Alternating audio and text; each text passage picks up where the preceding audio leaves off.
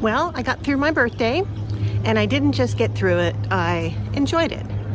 I bought myself the prettiest cake I could find at the grocery store, and it was delicious. I bought a chocolate layer cake with multicolored frosting roses on it. And then I got it home and I thought, well, this is too much cake for me to eat all by myself. So I texted a few neighbors and said, hey, if you're not busy tonight, come over, have cake and wine with me. It's my birthday. And they all came. And we played a Prince playlist on YouTube on my TV, and I cranked it up. I danced with my dog while I was waiting for my neighbors to show up. Betty loves to dance. And it was a nice evening. I didn't worry about who didn't call or what didn't happen. I just enjoyed the people that were willing to show up for me. And I treated myself to something beautiful. And it was a good night. Well, I switched to the Wegovy pen today from the pill. I'd taken my last one the day before yesterday. I asked the pharmacist how long to wait between the two medications, and she told me give it a full day. And so that's what I did. And I have to say, the pen was more complicated than I thought. I wasn't sure which end was the needle end. I didn't know how to do it. I looked at the instructions and finally figured it out. And I wasted the first pen because I poked my belly with it. I lifted it up, and then it squirted all over me.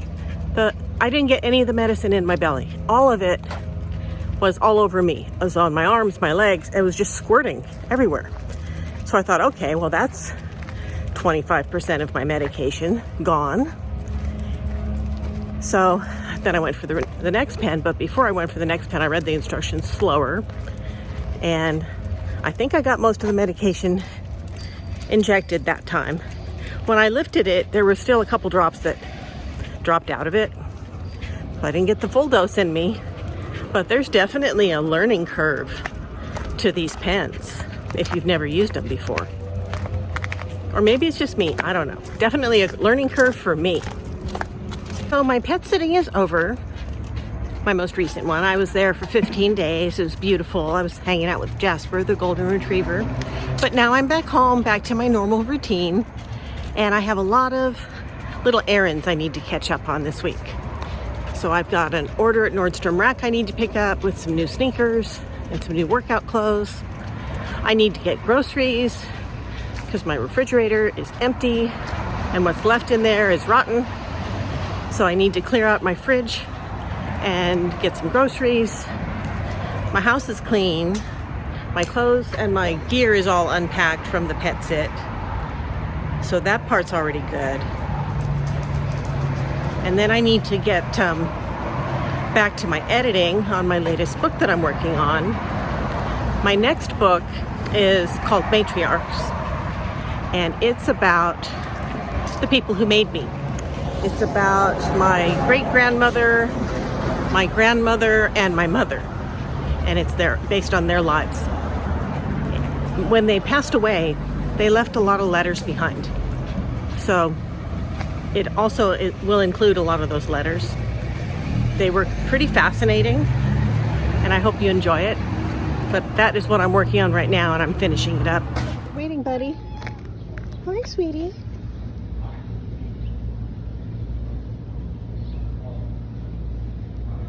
Toby.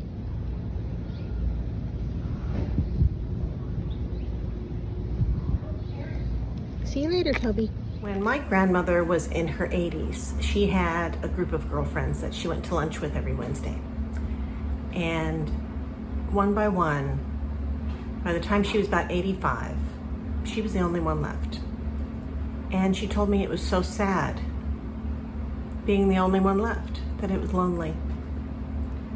And that always stuck with me, and I always remembered it. I'm 62. My friends are falling away already. The ones that drank the most, that slept the least, smoked one cigarette after another. They're all gone. I don't have the friends that have a whiskey in one hand and a cigarette in the other. They've died to lung cancer or heart attacks, or they've just collapsed and we don't even really know what made it all stop. I lost another one today. He's only 4 years older than me. His wife died just over a year ago, and he's been brokenhearted. I think he died of a broken heart. He didn't want to be here without her. But it just makes me so sad. Not because I think we should live forever. I know we won't.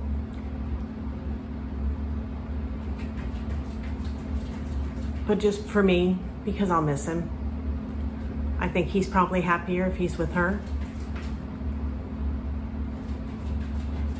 And I'd like to think that that's where he is now, back with his lovely wife. But it becomes hard to find purpose and meaning in every day when you keep losing the people that you love. So I understand why my grandmother got depressed in her 80s. I get it. It's hard forging ahead by yourself. Without your friends, who's there to see it? Who's there to celebrate with you? Who can you call when you're sad? Who can you call when you're happy? And that's where I'm at today. The friends that I have right now, they're not close enough for me to call with grief. They're not close enough to call with heartache. They're newer friendships. They're more fragile. They're not as deep. And that's okay. I'm glad I have those. You know, I enjoyed them on my birthday, get-togethers.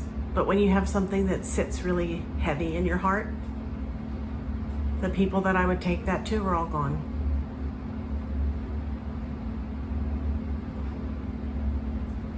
You know, there's something really special about the people that you meet when you're young. The people that are there at your wedding, at your divorces, when your children are born. A lot of times it's family, a lot of times it's good friends. And for me, I've carried a lot of these people with me my whole life. And when you start losing them, you may have other friends, people that care about you, people that you enjoy their company, but they don't know you. They don't know your history the same way. And when they're gone, it leaves a real hole, because the new people, you'd have to explain everything to them. And they still wouldn't get it like somebody who had lived it with you. That's who I'm missing today.